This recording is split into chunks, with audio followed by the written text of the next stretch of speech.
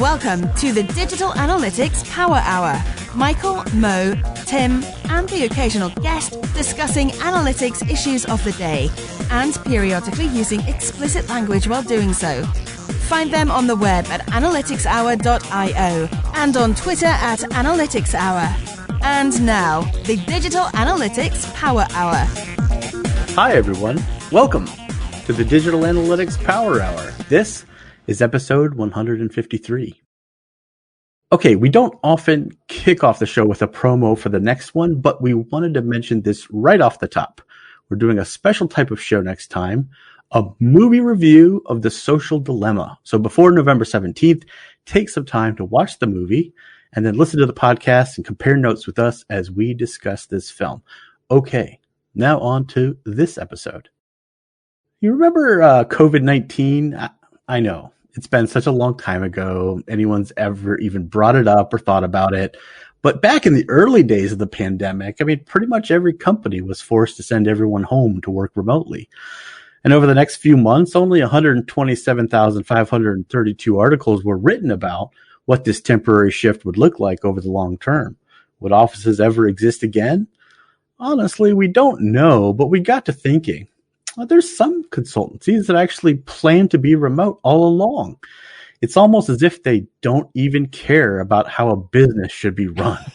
Well, we wanted to talk about that. Okay, so let me introduce my co-hosts. Mo Kiss, how you going? I'm going really great. Did I do it? That's good? Yeah, nailed it. Okay, great. Yeah. I'm working on it. We like to, span across the greetings across the cultures. When people are remote, you got to kind of learn to cross those international borders dialect-wise. Well, that's right. Exactly. And actually, that is the question, Mo. Like, have you enjoyed being remote or no during this time? It has been an emotional roller coaster of highs and lowly lows and then back up to highs. Yeah. Okay. So normal then? And Tim Wilson, you're a hardcore remote person, right? Absolutely my preferred mode of operation.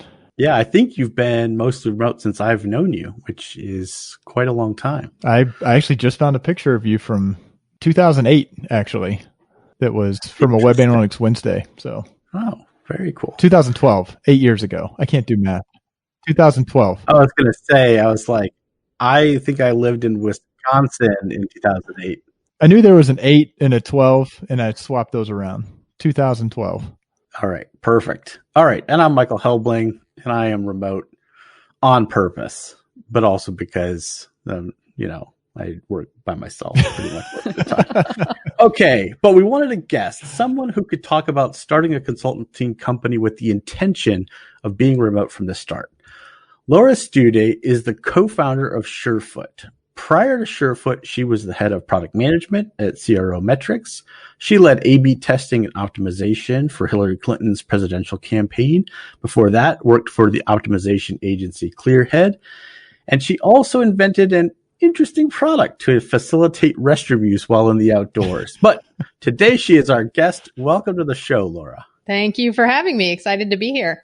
Yeah, well, thanks for taking the time. Let's just start in, maybe just tell people a little bit about Surefoot to get some context, and then we can get into kind of discussing some of the things around setting up a company with the design around remote work. And how to shit in the woods. Yeah, wherever you want to start. I don't know. All the world's most important chronological topics. Order. Yeah, so Surefoot is a company that my co-founder and I, Brian, started about 3.5 years ago now. And we started it, obviously, pre-COVID with fully remote as the standard operating procedure from day one. And I know we're going to get into a little bit more about the specifics of that, so I won't go into it now. But we are a CRO and PPC agency. We founded Surefoot to really be intentional and thoughtful about our growth and work with clients whose values align with ours, who we're excited to partner with. We have a no asshole rule. We like to say that applies to both clients and coworkers. And really just try to take some of the good and some of the bad, cast that aside, I guess, from previous jobs that we've had and experiences that we've had and build it into something that is uniquely our own. So that is the story of Surefoot. Wow. So that experience working with Jared Bauer at Clearhead, you were like, no more assholes, huh? Oh, wow. Yeah, that's pretty much how it went. I hope he's not listening. I'm going to reveal all his secrets. Jared's fantastic. Yes, he is one of my favorite people. So I hope he knows it's in good fun. And now I'm going to get an angry message from him. So. So can you take us back to the very start when you were setting things up with your co-founder? Like, what was going through your mind? What were the biggest challenges to like getting this little, baby company off the ground? I think that a lot of it, so people often ask why we had decided to start as a remote first company. And we actually met at our former company that was fully remote as well. And so Brian had been remote for probably 6 or 7 plus years at that point. And I had only really been remote for, I guess, fully right around 2. And Brian lives in West Palm Beach, Florida, and I live in Austin, Texas. So it was kind of a natural fit to be fully remote unless one of us wanted to move from one hot area to another. But really a lot of what was uncertain for us was just around the legalities of it, right? How do you establish the LLC? Do you establish an LLC? What are the tax implications? How do you file, right? What is your mailing address? Do you need a PO box, right? All of these things that I think are often overlooked or probably things that a lot of people who are starting businesses deal with, but on a maybe larger scale, since we have to factor in remote, people living in different states with different laws and things like that. So I would say that those were early on our big thing. I assume there are now kind of accountants, CPAs, different lawyers who have some sort of a niche of figuring that out. Like, how did you actually answer all those questions? Did you find 1 or 2 resources who could help you? Or were you just like Googling and wading through stuff, wondering like, oh my God, subsection 42 of the Florida state tax code? Like, how did you actually answer all those questions? Yeah, that I want to say it was a little bit of A and a little bit of B. We got, I think, pretty lucky early on. I actually posted in a Facebook group that I'm in here in Austin, which is probably something I could think about now as it relates to the social dilemma. But it's a small business Facebook group. And I was asking about CPAs, and someone connected me with a guy here who specialized in small businesses and happened to know a lot about just remote work and how to structure companies. And even though he couldn't necessarily take care of a lot of the legal paperwork, he was actually a great resource in terms of getting us pointed in the right direction on, certain issues and legal matters that we had no idea about. So. And now that you've been running it for a while, is that kind of turnkey? Are there kind of like you're using a payroll service that kind of handles stuff? And like, is that all, how much of a headache is that now that you're kind of well established and have people scattered across many states?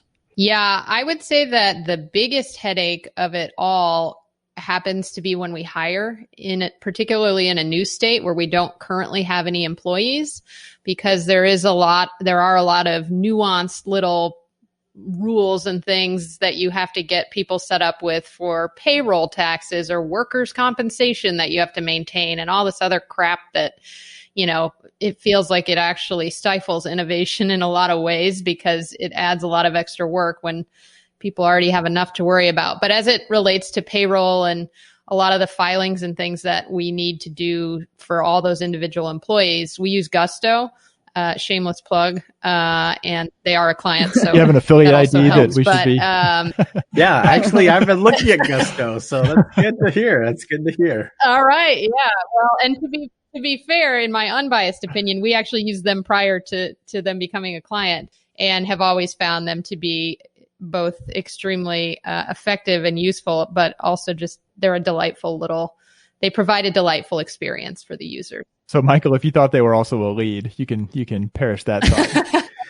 Yeah. No, just looking for ways to pay people. So that's good to know. And now when I do the sign up experience, I'll be like, wow, what a seamless, well optimized experience. I'll be like, oh, I know who made we this. did not work on that. So if it is not, okay. you let me know. I can get it to the right people though. Okay. But so Laura, can you talk us through once you started to grow the team? I mean, when you're starting out, particularly as an all remote company, do you just hire people who have a lot of experience working remote? Or is it, I mean, I feel like for some people, if they've never worked remote, it would be a huge transition. Like, how do you make those early hire decisions knowing that the company being remote is going to be very different to an in-house experience? Yeah. Or in-person experience? So that is actually something, I think it's becoming a little bit different now that everyone is remote with COVID. Prior to COVID, I would say that a lot of people who would apply for jobs really self-selected in because they felt that they were cut out for remote work. And so I think in that regard, we actually ended up getting lucky. It was almost like a forcing function, right? If someone didn't like a remote environment or didn't feel that they would be successful there, we hadn't actually encountered anyone who was not a fit in that regard. Now, I would say that, so something that we do for all of our applicants or anyone that we wish to proceed with in a hiring capacity or in a full-time capacity, we do something called a paid interview, which is something that Brian and I actually took from our previous agency because it is really effective. And it basically means that we hire someone 1099 for a period of time. So we are paying them, and it allows them to do this type of work and get a feel for us and the work and the company, and us to get a feel for them. And if they have a full-time job or something, it might suck for 30 to 40 hours a week for them. But, just to give both parties that opportunity to really feel one another out and obviously make sure that the person is compensated for their time. And that has been really effective at helping us identify, okay, this person probably is cut out for not only this job, but for remote work itself. Nice. I like that idea. Yeah, I've also found that in starting with remote employees, sort of the level of experience can also be a factor.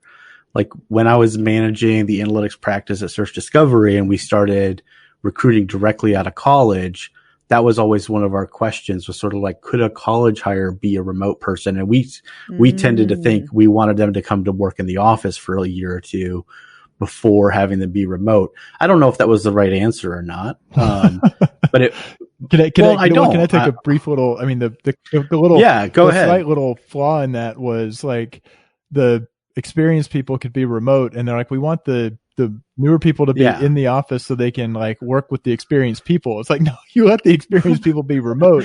Well, and that is the challenge. It is challenging because that's right. You would 75% of the team was remote, and then it was basically me and the college hires. And frankly, my jokes work on some people. They don't work on everyone. But yeah, helps. During COVID, we had quite a few new starters, obviously started working remote immediately, and it was very strange. And I did notice with our junior hires, like it definitely takes a particular type of person to be able to thrive working from home off the bat. Like it really does. And there were some of our junior team members who really struggled, and my heart goes out to them because it definitely wasn't their own choosing. I mean, the circumstances were very different, but, really struggled by just not overhearing those incidental conversations at work and picking up that, like, what is cost per click, or like, what is the social organic team up to this week? Like just random conversations that fill that business knowledge for junior staff. Laura, have you had many junior people come on board fully remote, or do you find that you tend to hire more experienced people? At Surefoot, we have not. We have only to this point hired folks who have typically a more experienced have more years of experience. But I am familiar with that from my previous role to a certain extent, and I would definitely agree with that. And Brian and I definitely have the mentality of investing in people who want to learn and who are lifelong learner types. Brian and I both fall into that category ourselves. And that's something we talk about a lot. You know, how do we get to a place where we feel that we're able to do that in a capacity that really benefits the more junior employee and doesn't feel like it's an unnecessary drain on the mentor in that case. So that's something that I would say that still needs some discussion, further discussion and solutions. But we're thoughtful about it for sure. Tim, how did you do that? Or how do you do that with, if all the juniors are in the office and you're trying to share some of your worldly expertise with them? How do you build relationships when you're the remote person and the junior staff are in the office? I avoid them. I don't want to talk to them. Oh, God. I mean, I think that is that's the challenge from going from, I went from Clearhead that was experienced people to Demystified that was experienced people to Search Discovery where it was that mix. And really the plan there was I was kind of bouncing into the offices periodically. So it was one that I think very much was, okay, at least there's critical mass. There were times though where, and others who were in the similar boat who were kind of remote, and it's like we'd travel to the Atlanta office or the Cleveland office and nobody was there because they were starting to work remote. Like, so it almost seems like the hybrid of we have a couple offices and we have some people remote actually can make, especially if it's in a world where there's a lot of travel going on, whereas it feels like if it's all remote, then there is, even when I worked for Bulldog Solutions, I was like the only remote person. They were in Austin. Well, my boss was remote in Europe, but even then the technology was kind of there between, people need to be able to type pretty quickly to have quick little text exchanges and be able to hop on calls. But I would say now there are the people who are, how'd you refer to it, Laura? The not self-driven learners, lifelong learners. Like you can peg those people, and I can look around Search Discovery and say, those are the lifelong learners. They're the ones who will try to figure something out, beat their head against a wall for an appropriate amount of time, and then say, hey, would you hop on a call and chat about this? And we may do it immediately. So I think there's a degree of figuring out how to be approachable. But I feel like, Mo, you've had the kind of the flip side. There's also the risk of somebody who, maybe reaches out too often. They're not kind of because it seems like it relies on both parties being sensitive to when is kind of the right kinds of interactions. And then having those discussions needs to be kind of a mix of the personal and the professional, which is just like happens in an office. It doesn't feel like it's unnatural to me. Yeah, it really feels like, and I mean, Tim, this is a relevant example. I'm sure you can think of who I'm referencing here, but we have an employee who is exactly, she's a hustler. She is in the midst of making a career change from social work to analytics, right? Which is a huge jump. But she is so motivated to learn and self-directed and does reach out when she needs help. And she is a wonderful employee, right? And I think that sort of what we identified as part of that was that a big piece of it, especially in the remote environment, is does someone have that drive and that hustle to take something on? And we can point her in directions and she goes down that path, and then we can have the check-ins and things like that. But I think another big piece of that is openly communicating about what is an appropriate level of quote unquote shoulder tapping, or do we have this dedicated time set aside in one-on-ones or in, internal analytics team meetings that, folks of all skill sets and levels can ask questions and really learn from one another. Because I do think it becomes quite easy to become siloed in the remote environment and sort of just try and tackle too much on your own instead of remembering, oh yeah, I have a team of people I can turn to for this. But I feel like that lifelong learner that you're describing is a person that I would want to hire in my team in the office as well. Like, I don't feel like it's a different person. I feel like someone who, Tim pretty eloquently described it, you know, try something on their own. They're really passionate and driven to figure out the answer. But when they've been banging their head on the wall, they put their hand up for help. Like, those are the people I want on my team too. But it's not that everybody wants those people. The people who are not that, but who may still be, you know, bright and capable and all this, they are likely to survive better. They could still be successful and still advance in their career in a office environment where there's a little bit more maybe forced, you know, having that happen. But yeah, I think it's important to try to learn to break down what is a skill versus what is maybe like a trait or personality aspect. Because I think that's some of the things like we're talking about could be skills that people learn. And then some of it is sort of like who you are as a person. And I think that's the thing. Like, I very much like connect with this same thing. And I always called it sort of intellectual curiosity, lateral thinking, and sort of proactiveness. But I think, Laura, the way you described it is actually basically the same thing. It sort of has this desire to sort of see what's going to go next or why or whatever. That's that fundamental attribute of a great analyst is in there somewhere. But then it's also the intelligent navigation of the problem. And Mo, you kind of alluded to that.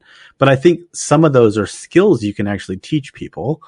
Because it's sort of like somebody's really dogged and goes after a problem. Well, you can teach them how to tear that problem down in new and better ways, but you can't teach them to be interested in the problem in the first place.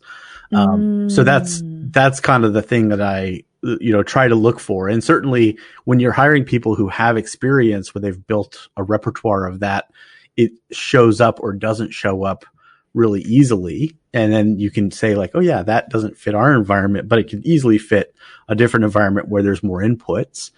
But when you're like, the reason I had to think about that was because I was trying to figure out how do we hire someone directly out of college with no work history and still identify whether they could actually be the kind of person that would fit within our community.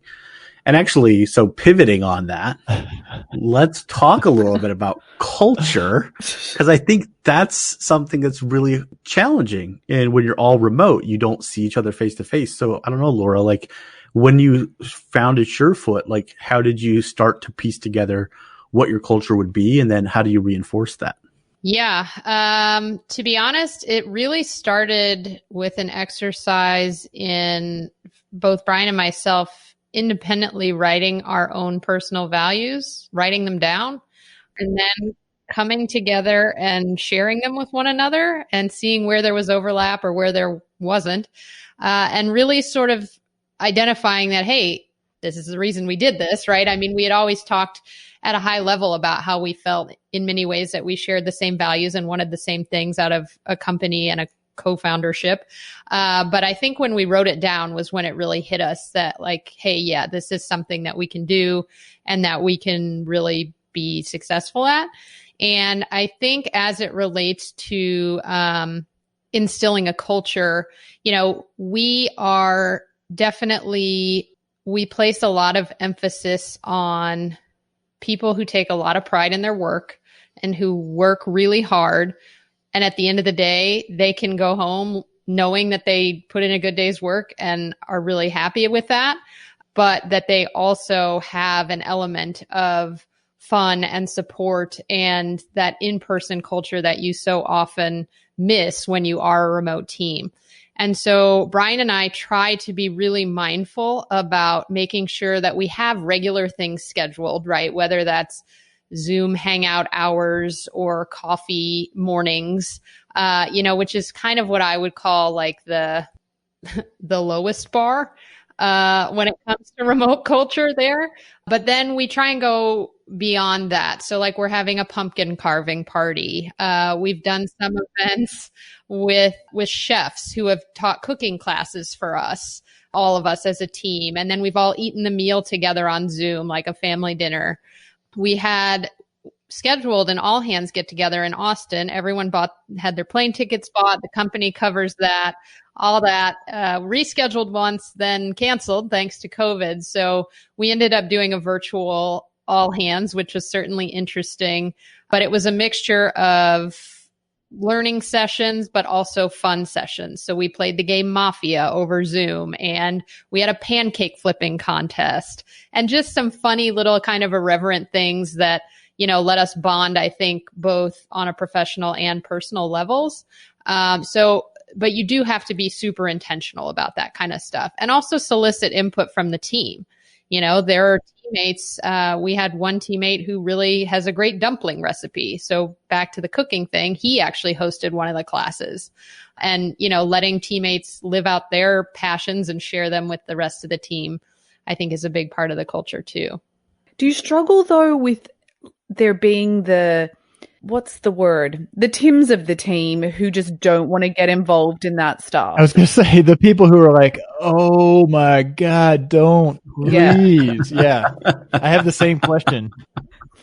You mean who don't want to be involved in that culture stuff? Yeah. Like, how do you manage that as the founder of a company? Yeah. I mean, I think you have to be respectful of the fact that everyone has their own journey and their own idea of what an ideal environment looks like for them. Right. And so we certainly have people on the team who are less interested in certain activities that we participate in, or, only attend one of the hangout hours every so often, things like that. Right. And, I think that they still contribute to our culture. It's just in other ways. And so, that's definitely a part of the reality, and we never want to force anyone into anything, certainly. But it's there for the people who want it and for the people that don't. As long as they're high performers and contributing and kicking ass, then that's great. I mean, that does feel like that you're pretty intentional about it. It does seem like it's easy to kind of slip into the vocal subset of people who are really into those sorts of things being and this will be so much fun, and then we'll do a group trivia thing in there. And it's because it's easy for those to have an idea. And then it does put the people who are walking the fine line, the Tims of the team that are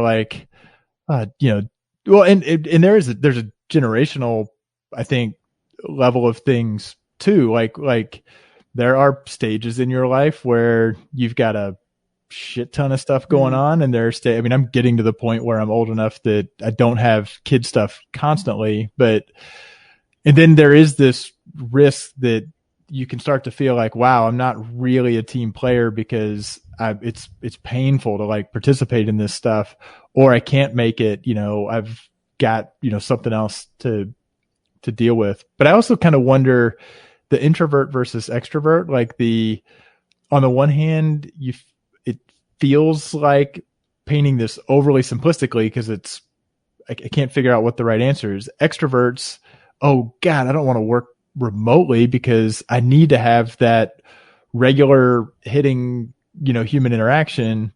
But at the same time, they're more likely to force the human interaction, even if it's through a two-dimensional screen. Whereas the introverts could go the other way of oh, thankfully I can just I can mark myself as away and focus on stuff and get my recharging with my thoughts, but they're probably less likely because they have less need for it. I hate introvert, extrovert. I've been talking about this the last few weeks a lot. I'm sick of it. I'm so sick of people and the reason I say this is because ask anyone, I'm a raging extrovert. I can seriously stay home on my own for a week without talking to still I might chat to someone on the phone like my mum or my sister, but I can stay at home for a whole week and be totally happy. I can hang out with my dog, pot around the garden. I find I'm exhausted after social interactions. Anyway, sorry for the sidebar. Tim, you can go back to your point. It's possible that Laura and I share a former employee where I had to go through for the fourth fucking time Myers-Briggs, and that was about how I felt about it then. So I guess I'm kind of with you. So maybe I withdraw my question. Well, I mean, Mo, I think you're representing a really balanced personality, right? So everybody who does Myers-Briggs know it's not one or the other. It's on a continuum. So we all have pieces of the other. So, Tim, I know you'd love to go more in depth on the MBTI. No, I'm just... As a side note, when I worked at the Hillary Clinton campaign, we were in a meeting and I asked a question. Eric Schmidt from Google was leading the meeting, and I asked a question about Myers-Briggs, and he basically mansplained to me that the Myers-Briggs had been disproven and discredited as a farce, and that I should not be using that as my basis for whatever it was my question was at that time. But so then did you pull out the one that's the golden retriever, the beaver, or the lion, or that one? The otter? I haven't heard this one. Oh, no, there's all kinds of dumb personality tests, and one of them is like, which of these 4 animals are you? So if Eric Schmidt was like, oh, Myers-Briggs is terrible, you should be like, oh, what about this one? So yeah, technically the most flavor of the month in terms of that is probably what's called the 5 types: ocean, openness, conscientiousness, something, agreeableness, and neuroticism. Oh man, this podcast has gotten so derailed. What does it take to move on? But yeah, we don't need to talk about anything. it. Should we talk about our podcast team building activity we're going to do next week? One thing, oh boy, Tim, we literally only do team building activities like once or twice ever, and it's usually at Super Week or at Marketing Analytics Summit. And it normally involves a bar and lots of beverages. Yes, and that's actually could be a very good thing, although it can also bite you in the ass too. I don't know, Laura, if you have had all hands company meetings, but at Search Discovery back in the day, they could get rowdy. Yeah. As they can, yes. So maybe to move us away from all this touchy-feely crap, because frankly, I'm getting uncomfortable. I mean, we've kind of skipped over some of, I think, the obvious, like you and Brian clearly enjoyed working with each other. I think you had kind of an interlude. He was still at CRO when you guys decided to do this, but it seems like there are some, like, obviously you get the benefits of being able to go to a broader talent pool, unless maybe they live in, I got to ask, do you have employees in California? Like every time I've worked at a company that has remote employees, they're like, oh, California. From that. Why is it so bad? How what's the time difference? Like 5 hours? No. It's more it's not about the time difference. The labor laws are a lot different in California versus a lot of other states. So depending on where your company's based. So like Laura mentioned this earlier, and we had the same thing at Search Discovery, being a Georgia company. As we started hiring people in New York and California, you go through all these hoops, and it affects a lot of things you have to do structurally and regulations and stuff like that. And I would get sort of that look from our main people services person, Laura, whenever I'd hire someone in a brand new state, and they'd be like, can we find somebody that's already in the state we're in? Like, let me just translate that's human resources, but apparently they don't like being called that. Is that a industry wide thing? Well, I'm out of respect for the name of the department, I'm calling them what they call themselves. So on that, getting anyone anywhere, and I will flat out say, Laura, if you do not want to answer this, we will totally cut it out. But how do you think about different, like the whole cost of living thing is when I've worked at purely remote, it's been really small, and it's kind of just the way things have worked out. It hasn't really been an issue, but do you have to kind of grapple with that literally based on where the candidate is? Yep. And that has to be kind of rolled into the compensate to the offer. Like, how do you think about that? Yeah. So that is certainly something that we do think about. We try to be as transparent as possible in the job description about what the salary is. So again, people can self-select out if that is not within the range that they feel comfortable with, which I think is a big piece of it, right? So we often don't get a ton of applicants from either of the coasts probably partially because of that reason, right? We're a super small company still at this point, and we can still find talent who we can pay extremely well, in every other state in the country that isn't California or New York, basically. And so, it definitely does factor in, and I do. It's one of those things where, are we missing out on some talent? Because there certainly is a ton in those 2 states in particular. I'm sure we are. Yet the flip side of that coin, I'm originally from St. Louis, right?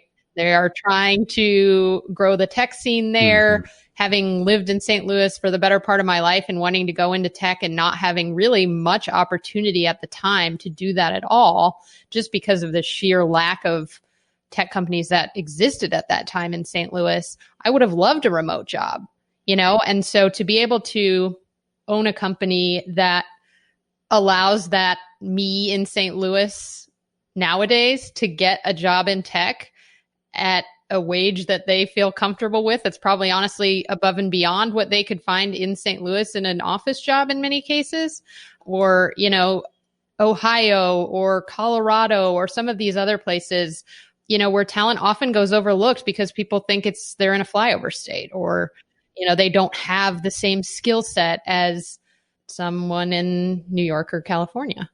So, I love that. I love how you're thinking about it. But you're not a little suspicious of anybody who actually wants to live in Ohio or Missouri or like a red flag? No. A little bit of a Midwesterners, red flag. They say that, what is this saying? Salt of the earth, whatever. So Yeah. Apparently Facebook have said this now, though, that as they're giving people the option to work remote permanently, they're going to be scaling salaries dependent on where you live. And apparently there's been insane uproar because all these people that are living in the Bay Area obviously want to leave, but then will get a pay cut, which I think it's really reasonable. But, there's lots of people who work at tech companies who don't think that approach is. Call the UPS store, people. Having been in a small remote only place, and the way the composition worked was a little bit different, that it wasn't an issue, but I was very cognizant that one of my coworkers who was in the Bay Area and I was in Ohio, and it was like, yeah, I think I might be making out better although, well, depends on how you define it. Like, the shit to do. Well, maybe I have a fewer options, but I'm in the great place to raise a family spot, whereas she was in the, great place to actually go do stuff. Yeah, I mean, I was in that position a lot at Search Discovery, and there wasn't a year at that company where I led that entire practice where I was actually the highest paid person in my own department, because geography makes it such that if you want that talent, you need to pay what the local rate is for it. I don't think poorly about it. I feel like I made pretty good money. So, it was just sort of an interesting aspect of it. Sort of like, you have to pay more for those people. It's tricky though. It gets tricky when, say, somebody who's living in one place suddenly moves to a much more expensive place. And what do you do with their salary? That's difficult to manage. That's also really tricky when somebody who is in a really high priced, area code or zip code then suddenly moves to like, a small town, and they're making like crazy amounts more than what anyone normally would. So those are all things you just have to, but anyways, enough on the salaries. Except Laura kind of took it the flip side. Like, we are a company. This is what we can afford. We're going to let it self-select. And if somebody chooses to move and they want to move to the Bay Area and live in a shoebox, good for them. But I also love that you're keeping the door open, or like opening the door for people in other communities that might otherwise find it difficult to find a job in tech, and kind of being like, well, we're actually creating an opportunity through the choices that we're making, essentially, which I think is really nice. Yeah, I think it's easy for people to look at the opportunity you're stripping away from people who have tons of it, right? Like, we're a small fish in a big pond in California and New York. What about the tech bros? But in a place where you can go in and really, be a leader in an area, or really pull some of that great talent, great people, hard workers, nice people, right? Like, again, those all exist everywhere, but are often ignored or overlooked if they don't live in a quote unquote tech town. So, Now I've got to ask a question, which is going to be a little bit peculiar, because I realize I'm asking an American audience who I feel probably have a different work-life balance to Australians. Like, Australians are kind of known for like working hard, but then also like hanging up their shoes at the end of the day and going to have a beer. And during COVID, both my husband and I are working stupid hours, and it's kind of driving me insane. Like, he gets up someday like 6:30 in the morning, and at like 7:30 at night, I'm kind of like, would you get up from your desk? Like, you've left your desk for 15 minutes today and that's it. And I feel like this would be so dangerous with a remote company, as like people really like almost needing to prove that they're working. How do you manage that as a leader? Yeah, that is definitely a good and ongoing topic of discussion, I would say, within the remote world. And, Brian and I have explored this a lot because, especially as a services agency, so many people do it by the billable hour, right? How billable is someone? What does their timesheet look like? And that has been something that Brian and I have felt a lot of stress from personally with previous employers. And so what we really wanted to focus on at Surefoot was, yeah, we have to have timesheets. Sure, we have to do all that stuff. But at the end of the day, it's about your output, right? So there's this thing called results-oriented work environment, right? Which is really about what is the output and what are the results that someone is producing, not how many hours are they logging onto a timesheet. And so I think that the big thing for us is staying close enough to our employees and in constant enough communication with them that we just see the work being done, right? And we trust people, and we have systems in place where we can start to identify breakdowns. And certainly looking at timesheets is a data point, right? But it's not the data point. And I think that that's where so many agencies fall short because they don't know what other data points to look at, right? And I will admit that there's not a great model for it. Results-oriented work environment is a fairly newish, I think, and difficult thing to implement and track. And yet there are so many negative things, I think, that result from only hawking over people's timesheets, both for the employee and the employer. And I think another piece of that is really encouraging people to get out and get away from the screen. So we have vacation time that we give to folks. Obviously, we require them to take at least a week of it every year. I don't care if you sit and watch TV and eat bonbons on the couch, as long as you're not on Slack doing work or making any indication that you are, right? And the second thing, we have a channel in our Slack called self-care. And any time that you participate in a self-care activity, whether it's walking the dog in the middle of the day or taking a nap or whatever it is, you post in self-care. And at the end of the month, we have a drawing for a $50 gift card, just random. Oh, cute. Right? Nice. Oh, I love that idea. Yeah. So we really, and it's not to say, there are people who may not post, like to Tim's earlier point, right? And so you have to be a bit more intentional about following up with those folks and saying, hey, are you taking the time to self-care? If you don't want to share what you're doing, that's fine. I just need to know that you're doing something because last October, last month was wellness month at Search Discovery. I did not join the wellness channel on Slack, partly because it also skews towards it's going to skew towards a bunch of stuff that's completely irrelevant to me. But but on the time piece, because there are definitely some people in the industry who just rip on the billable hour. Yep. But I happen to know that what they sell as consultancies are kind of lending themselves to a fixed fee, like to results. So can you explain that to someone that doesn't work in an agency anymore? I have no idea what you just said. Okay. So if you're saying I'm going to implement this platform for you, I can say that is going to be $50,000 or $100,000 or pick your currency. And then it behooves both parties to make sure the scope is clear, expectations, assumptions are clear, and then that's what they pay. And if you do it, if it takes, there's hours estimates that are happening behind the scenes. You're trying to roughly, you got to make money, but it sort of takes away the consultancy is incentivized to do it as efficiently and to hit what's required. But that means where it's got to be written what the results are that are expected. And it's on the client wins that they know what they're going to pay. They don't say, I'm just opening up the checkbook and you're going to keep, stringing me out. So that's where the challenge is. What happens if you're supporting a testing program, if you're providing analyst support services where you're kind of very knowledgeable staff augmentation, where you are doing a job and you have the consultancy as the intermediary. And that could probably be an entire episode. But I guess the question Well, like there's the billable hour looking internally and focusing on the employees, but then there's the reality of the business model of how agreements are set up where it feels like it's tough to nail. I mean, even at the CRO space, like you're going to guarantee a revenue lift. So like, how do you actually, I'm not familiar with the results oriented. I'm taking it off the context of the words. So maybe if you gave a quick explanation of how that actually applies in a digital consultancy world. For me, you mean? Yeah, for you.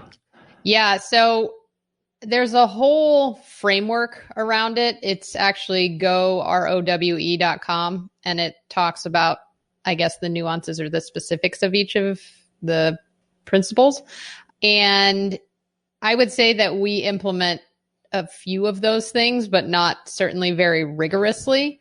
And so, and it is hard in an agency setting. There has to be a balance, right? And I think that Rowe was initially established as more of like the client side or non-services side framework. But I think that the other thing, and this is something that I'll touch on, I guess, more at the end probably, is to your earlier question, Mo, or your original question, people have different needs and different work styles and preferences based on where they are in current stages of their life. And I don't think that that's ever rung truer than it has in these coronavirus times. And I believe that we have gotten away. Like, I remember when I was in high school, my mom worked full time, and then she decided that she wanted to cut back to part time so she could come to my games and, you know, be home more often when I was. And that was no problem. She just shifted to part-time. And then when I left for college, she went back to full-time. And I don't really feel like there's much of a understanding or appreciation or even the ability. Companies don't seem to give that ability to employees. It's like all or nothing now. And I feel like we are going to have to, especially now because of COVID, start to be more mindful of, hey, are you someone who's going to kick ass, but you only want to do that for 20 hours a week? You're welcome here. And there's a place for you here. And if you, on the other side of the spectrum, want to work 60 hours a week, and that's a conscious choice that you're making, then you can do that and you have a place here. Here are what the trade-offs are going to be if you're the 20-hour person versus the 60-hour person, both financially and personally and whatever. You're an adult. Go make that choice, right? And it is interesting, though, because I do feel like, you know, that isn't provided to people as an option like it used to be. So that does remind me, because my wife went through, she was full-time. Then this is definitely, or I suspect is a US thing. When you're full-time, that's 45, 50, 60, whatever. You're salaried full-time. It is somewhere well north of 40. Sorry, just slight interjection. Australia, most standard contracts are between 35 to 38 hours per week. Just to be clear. Carry on. Yeah. So, but then had first kid, and she wound up going back for 30 hours a week. Highly valued, same company. So they're like, great, we'll give you kind of special projects because you're not going to be like always. So then she was working 30 hours a week. So it's like there was no working for, if you're full time, then there's kind of no upper bound on how much time could be wrung out of you. As soon as she scaled back to a little bit of part time, and there was an understanding that she was part-time, even though it wasn't a drastic scale back. But then she actually was more intentional about managing her time to say, this is what I can get done. Although I have to call out, my brain is melting a little bit on all of that just got twisted back around to the number of hours that you're working, which seems like it's completely the opposite of the results oriented. And it's not about the number of hours that you work. But I just wanted to say on the results orientated, one of the things that does come to mind, because I've had this discussion with the previous boss where we were going through a really difficult time. And I was like, the team are working their ass off and they're really struggling and we need to support them. And he was like, it doesn't matter how much they're working. It just matters what they deliver. And that was really frustrating for me because we were going through a whole bunch of change and they were adjusting to new tools and new things that they had to learn. And I was kind of like, well, you can't kind of expect them to have the same output when you've literally upended all of the systems and tools they use. But it comes back to how do you then, as a leader, like you're going to have people that if you have a results orientated workplace, and again, like Tim, I'm interpreting what that means. You're going to have people on your team that can get a task done in 4 hours, who are going to be logging off at 4 p.m. and be like, great, my job's done. And you're going to have someone who's going to still be sitting there at 8 or 9 p.m. and really struggling. How do you make sure that as a team, you wrap around that person and help get them to a place faster where they're having the same results in a more efficient time? Yeah, that's a great question. And I do feel like I do feel like there is an incentive, especially for us at Surefoot, to be efficient, right? So we often talk about automations of processes and things like that we can be better at internally so we can become more efficient, and what that means for the company and for the company's employees, right? And so I feel like a lot of that maybe, and this is just me spouting ideas here, but comes back to a person's career path and trajectory.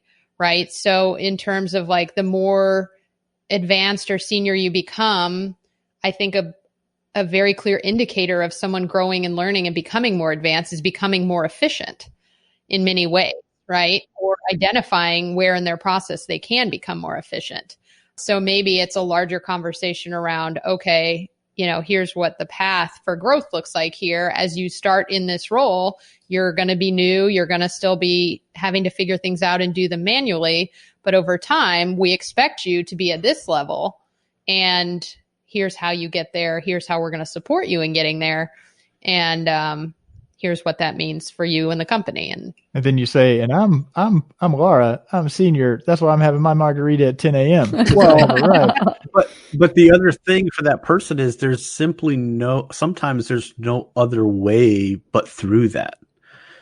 Like, so that to build that efficiency that you're talking about, Laura, you sometimes have to go through the crucible of like not having the time of like forcing yourself through that. And you can hand people all the tools and it still has to be their method, their way, what it is for them. Yeah. I mean, there's the other, it's not just to getting to efficiency. I mean, the 10,000 hours, you can knock it or not. I mean, it's got some issues. Malcolm Gladwell's 10,000 hours. Like, how do you, there's a degree of, over my career, I would say that I'm 80th percentile plus on the number of hours I've worked. I think 95 percentile plus. Yeah. Tim, you would literally be someone I'd point to as a really bad example. Right. But of balance. Honestly. Now, fair. It's made you the quintessential analyst. So, if you look at your life, there are things to be like pretty excited about. On the one hand, I want to make that exact same point, but without making me sound quite so bad. I mean, there's a degree of you can't walk in and say, well, my lifestyle is I want to work less. Well, it's like, that is going to be less experience and time that you're spending doing the job, which means that that is one way of advancing, is actually getting more experience doing more stuff. And you can pack more or less experience in, and that's kind of somehow separate from just the number of hours for the sake of hours. It's actually how much more time are you spending with your craft? I want to be a world-class woodworker. Well, I can't say I'm just going to spend an hour every third weekend and get there. I'm going to have to practice the craft a lot. And especially once you're on this is the career that I want to be on, hopefully you're drawn to it. And it's parts of it don't feel like work. You're a lifelong learner and driven to learn more about this. And you're doing client work, but you're growing experience and you're enjoying it and you're getting stimulated and you're getting up and walking the dog and not, turning into a 400-pound unhealthy stroke victim. That didn't end quite where it was heading. Ended in a really tragic place. I've lost 20 pounds during COVID. Somehow I was a remote worker before and a remote worker now, and I'm healthier than I was in March. That's probably the stress, honestly. No. Very intentional. No, but okay, we do have to start to wrap up, and I hate this because actually I have so much I want to talk about on this topic, although it has very little to do with being a remote first consultancy and very much to do with just sort of like time and people development, which Laura's obviously very qualified to talk about as well. So it is a good topic. But honestly, if the show's going a little long, what are you going to do today anyways, everybody? Like, watch the election results? Whatever. Okay. So one thing we want to do before we wrap up completely is go around the horn and do what we call a last call, something we found recently that we think might be of interest to our listeners. So let's just go around. Laura, you're our guest. Do you have a last call you'd like to share? I do. Yes, this is, I guess, ties in very well to what we were just discussing. Brian passed me an article the other day. I think it was written actually as a blog post on a company's blog, but it was basically HR leaders from 3 companies. I think it was Coinbase, Thumbtack, and Reddit, talking about how to retain top talent. And something in particular that really resonated with me was they were talking about, it wasn't specific to remote companies, but I think there is a lot of overlap, the importance of having people on a manager track and people on an individual contributor track. And this is something that I'm personally passionate about, so I'm excited to see that more people are talking about it. I've had a lot of real shitty managers in my career, and I believe that one way that we have gotten there overall as a society is by promoting people into management who aren't fit to be managers and are only promoted because they believe that's the only way to career growth and more money, et cetera, et cetera.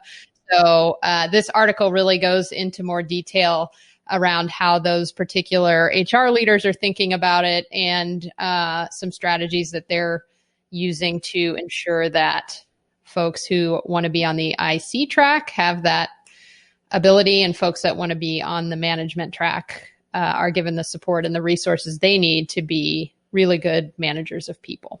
And just to be clear and paint the full picture, Helbs was doing raise the roof movements through that whole contribution. I so agree with that, and I agree that's very important. Okay, Tim, what about you? You have a last call?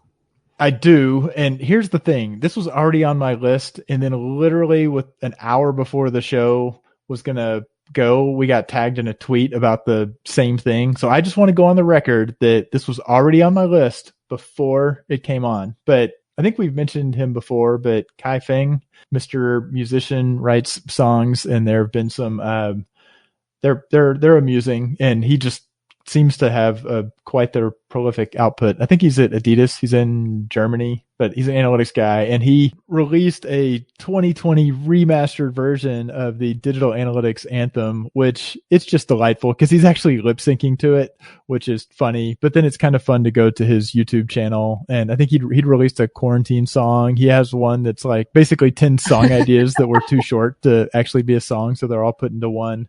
So it is fun. I don't usually get sucked into YouTube channels, but I got sucked into that and have actually listened to the Digital Analytics Anthem a couple of times. So it was fun. And I'll stop there. It'll be my shortest one ever. Really is. My one for. I had a second one, but I'll save that for another time. I like it. I appreciate that. All right. No? What about you? What's your last call? So, to be honest, I don't even remember how I came across this Medium article, but it's called To Risk or Not to Risk. It's been shared by a lady called Andrea Ho, and she talks about her experience deciding to move industries and really her desire to move into tech and become a product manager. And I love, like, even just the opening line, when most people think of the word risk, they think of danger, threat, or jeopardy. They forget about other synonyms like possibility, chance, or potential. And she talks through some of her decision making and being an introvert and throwing herself into like a big, scary new career journey.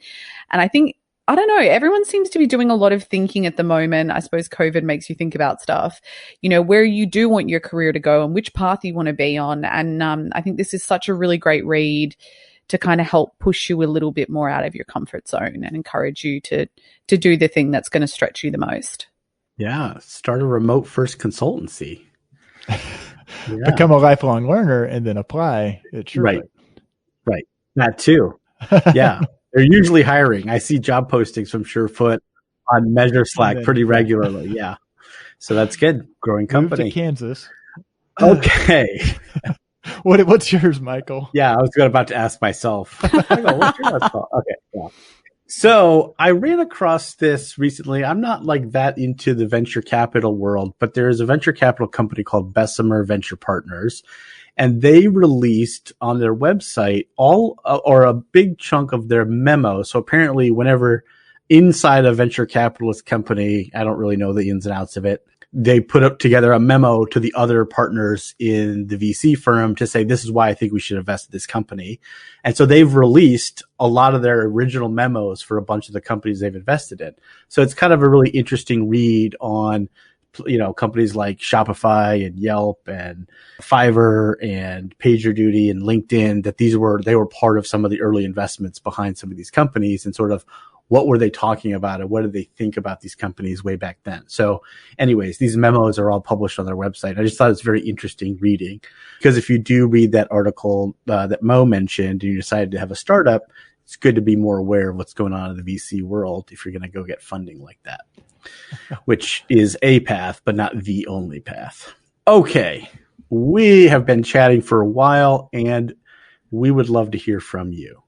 Are you working in a remote first consultancy? Have you thought about going remote? Is it something that after COVID, you're like, I can never do this again?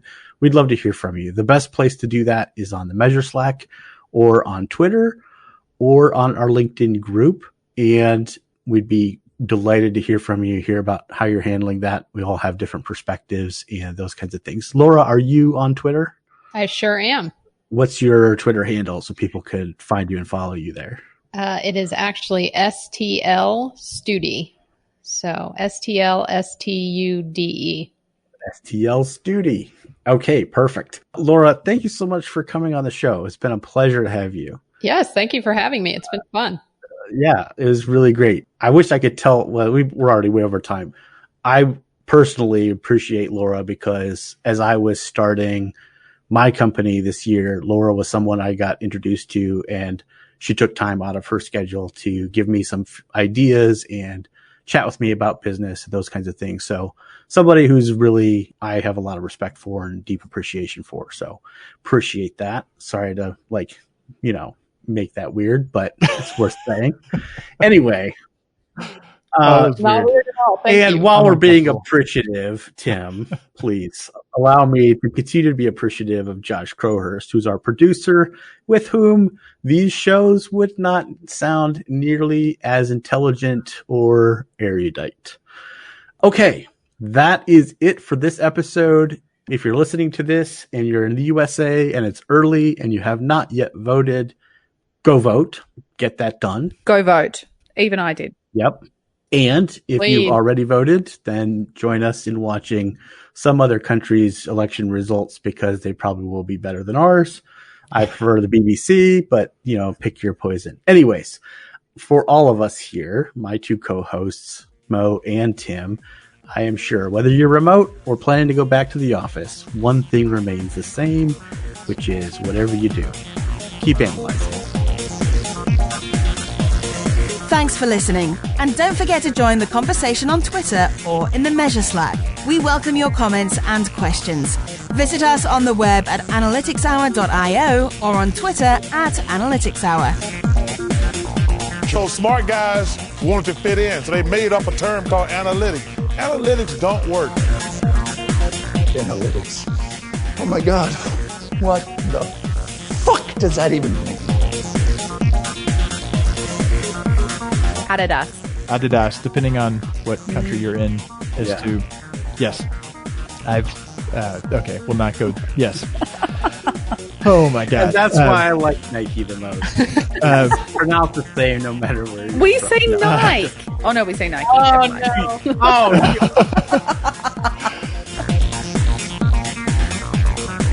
Sorry, Laura. We have a really bad habit of all trying to speak at once, and then no one speaks because everyone decides to suddenly be polite, which happens very infrequently. The thing is, Tim and Mo get more embarrassed by dead space, not realizing there's an editor who will come in and fix all of that. so it doesn't matter. So it's sort of like gathering your thoughts, perish your thought. We're trying to make Josh's life easy. No, the stuff we've sent him, come on. Let's just rip the mask off. Josh, it's not about... Anyway. All right, let's give it a pause.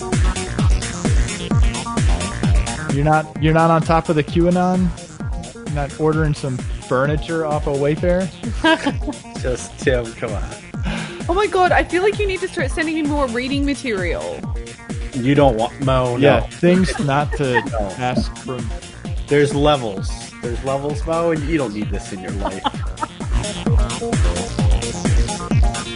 No, I don't know what's fucking wrong with me. Yesterday I went to say the word mechanic and mango came out. Like mango. Uh-huh. What And I could be- seriously had this really... What could be going on? It's driving me mad. I feel like I can't string a sentence together, and I had a really good way of turning this around and I completely forgot it.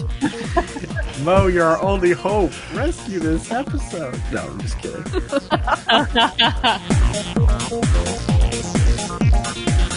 Okay, I'll give us a 5 count and we'll get started I think here. we could do a 3 count. I mean, 5.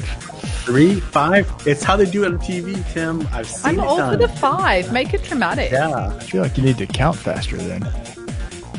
I feel like this is not a place to optimize. Like, this isn't where we need optimization. Okay, whatever feels right. See? I've got backup. Yeah, is that what you've got? All right, so we'll start in 4, 3. Rock, flag, and remote pancake flipping.